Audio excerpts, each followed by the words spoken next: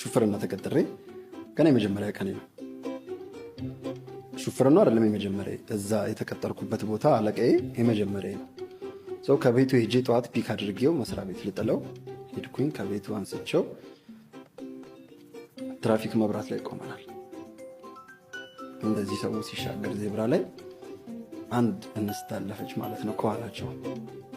ከዛ እንደዚህ ብዬ እስከ መጨረሻ እስክታጠፍ ድረስ በእግዚአብሔር ስራ እየተደነኩኝ ቀና ስል ባዶ ሆኗል አስፋልቱ።